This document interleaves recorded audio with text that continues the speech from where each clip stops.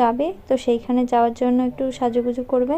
তো দেখো উনি একদমই সিম্পল একটা মেকআপ চেয়েছিল, কারণ খুব হেভি মেকআপ উনি কখনো করে না, তো তাই জন্য ওনার সেরকম অভ্যাস নেই যে কেমন লাগবে। তার জন্য দেখো একটা সিম্পল সাটল আই মেকআপ করেছি, আর তার সঙ্গে ফেস মেকআপও ওনার একদম বেসের কালারে রেখেছি। তো উনি বলেই রেখেছিল যে বেশি লাইট করবে না আমার স্কিন টোন। তো দেখো কেমন কি সাজাতে পারলাম জানি না, তোমাদের কেমন লাগলো সবাই অবশ্যই কমেন্ট করে জানিও, আর ভালো লাগলে অবশ্যই কমেন্ট করতে ভুলো না। তো আশা করি আবার এরকম সুন্দর সুন্দর মেকআপ টিউটোরিয়াল নিয়ে তোমাদের সামনে আসতে। তো স্টেপ বাই স্টেপ করতে পারিনি, কারণ আমার অ্যাসিস্ট্যান্ট যে তাকে বলা হয়নি, খুবই হঠাৎ করে কাজটি এসেছে। তো দেখো কেমন কি সাজিয়েছি, একা একাই ভিডিও করেছি, একা একাই সাজিয়েছি সবটা, হেয়ার থেকে শুরু করে সবটাই।